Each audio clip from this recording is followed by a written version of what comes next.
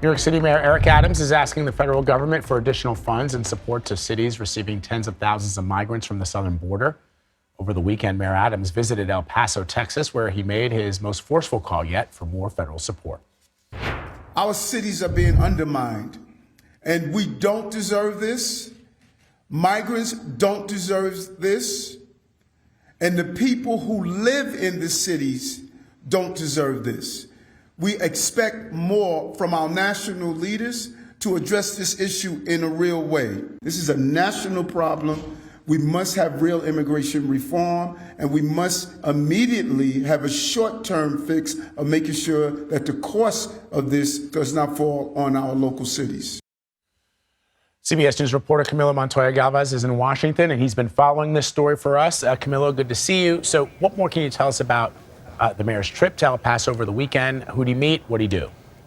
Good morning, Vlad and Anne-Marie. As you mentioned, this was arguably Mayor Adams' most forceful call yet for increased federal support to help New York City accommodate the tens of thousands of migrants who have arrived in the city from countries like Venezuela, Nicaragua, and Cuba from the U.S.-Mexico border, and after they were released by federal officials.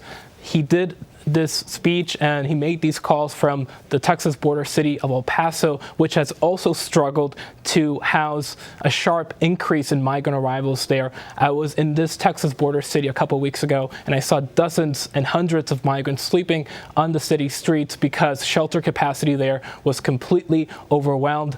Mayor Adams said that these two cities are on the front lines of this migration crisis along the U.S.-Mexico border, and that from his perspective, they are shouldering the burden of accommodating these migrants. He said this is a national crisis that requires a national and federal response, and urged the Biden administration to provide more funding to these cities that are receiving migrants. And one issue that he highlighted is that he believes that the Federal Emergency Management Agency, or FEMA, should be appointing an official to oversee this coordination between the federal government and these cities that are receiving migrants, so there are no disjointed responses between these different localities. Yeah, you know, Camila, often what we're seeing too are like charities that work out of these cities are shouldering a lot of the burden too, but they have limited resources. What additional funds and support is Mayor Adams asking the federal government for? And why are cities finding themselves burdened with the operational and financial issues associated with this crisis? Well, that's a critical question. After all, Anne-Marie, these are migrants who are being processed and released by the federal government, which is allowing them to stay here on a temporary basis while their asylum cases are adjudicated. And this is why local officials and cities are saying that the federal government should be responsible for ensuring that these migrants have a place to stay, that they have food, water, and other basic necessities. But you're right, like a lot of this fiscal and operational burden has fallen on local communities like New York City, Washington, D.C., and Chicago. These are all cities that are receiving buses of migrants from Texas. State officials who are launching this operation to protest the Biden administration's immigration policies. Mayor Adams specifically called for FEMA to create this nationwide initiative to help coordinate these different efforts and to reimburse cities who are welcoming migrants. FEMA does right now have a program, Anne-Marie, that reimburses organizations and cities that are receiving migrants, but Adams said more needs to be done. He also urged Congress again to pass a comprehensive law that would allow officials to more quickly decide asylum cases along the border and to allow asylum seekers to work legally in the U.S. Right now, asylum seekers are prohibited from working legally in the U.S. until after their asylum cases have been adjudicated for a few months, so pending for a few months rather. So he's urging the Congress to make these migrants eligible for work permits as soon as possible. How much does it cost the city so far to accommodate the new migrants' arrival, Camila? Well, New York City has offered shelter, food, and basic necessities to about 40,000 migrants, Vlad, so far since the spring. It has set up about 74 makeshift shelters, including at repurposed hotels. It has created 4 humanitarian processing centers throughout the city.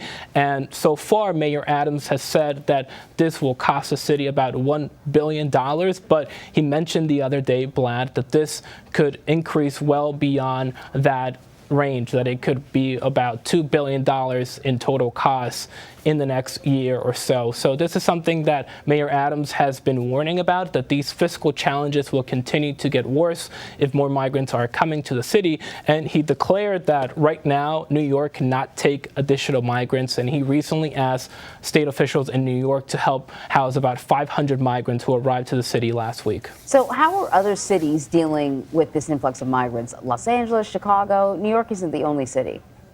No, and other Democratic mayors in cities like Chicago and Washington, D.C., and Marie, have also made similar demands to the Biden administration. The mayor of Chicago over the weekend urged the Biden administration to provide more funding to help these cities cope with the influx of migrant arrivals. We have reached out to the Department of Homeland Security, which oversees FEMA, to get a better understanding of the type of help that they are providing to these cities and to see if they will take up this offer from Mayor Adams to create this nationwide program.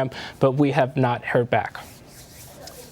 So what does the Biden administration, what are they doing to address these concerns from multiple cities being overwhelmed by the influx of migrants? Well, 2 weeks ago, Vlad, the Biden administration announced what is really its most comprehensive plan yet to deal with the unprecedented levels of unlawful migration along the U.S.-Mexico border. The administration announced that it would expand expulsions to Mexico of migrants who cross into the U.S. illegally without legal permission. Now, migrants from Cuba, Nicaragua, and Haiti will face immediate expulsion to Mexico under the Title 42 pandemic policy if they cross into the U.S. illegally. But the administration also announced a series of expanded legal opportunities for migrants to come here, including a program that will allow Cubans, Nicaraguans, Haitians, and Venezuelans to enter the U.S. legally and to get access to work permits if they have financial sponsors here. The main concern, Vlad and Marie, right now from advocates is that they believe these policies will exclude the most desperate and destitute of migrants who don't have financial means and who don't have family ties to the U.S. Camilo, thank you very much. Thank you.